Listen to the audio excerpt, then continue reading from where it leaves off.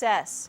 Similar to the president's previous visit, President Bush took a few moments to honor a local volunteer. News 25's Emily West has that part of the story. With a presidential wave and a lot of handshakes, the president leaves Air Force One.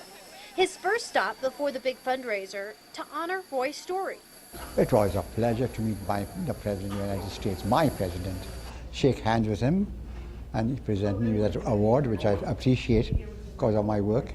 He's 85 years old, and for the past 6 years, he's worked with a retired and senior volunteer program, tutoring District 150 students. At Glen Oak, I mentor 5- and 6-year-old kids, and this is a sad story because I can relate to that.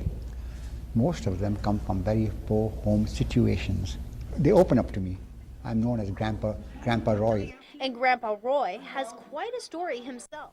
He immigrated to the United States 50 years ago from India. My dad grew up in an orphanage in India. He didn't even wear shoes till he was 17 years old. And here he is in Peoria, Illinois, 80 plus years later, helping children in Peoria District 150 grade schools learn how to read better. And with President George W. Bush's visit, Roy was given the President's Volunteer Service Award. I enjoyed it immensely. Roy's extended family also got to come and meet the Commander-in-Chief in this historic visit to the River City.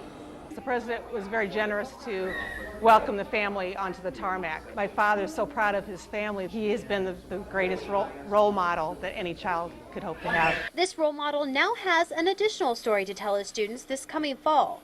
An inspirational story of how a lifetime of hard work and dedication may one day be honored by the President of the United States of America. In Peoria County, Emily West, News 25. Area economy. We're now T-minus 17 and a half hours from an Air Force One touchdown and a President Bush arrival in Peoria. When George W. Bush arrives at the Peoria airport, one of the first people he'll meet is Peoria's Roy Storey. Storey will receive the President's Volunteer Service Award. The 85-year-old tutors more than 100 students each year in the reading and math at the 3 Peoria District 150 schools. Storey grew up an orphan in a little village in the Himalayas before immigrating to the U.S. Humble as I am, I feel very humbled about this, but proud that I'm getting this award from the President, and to get to meet him.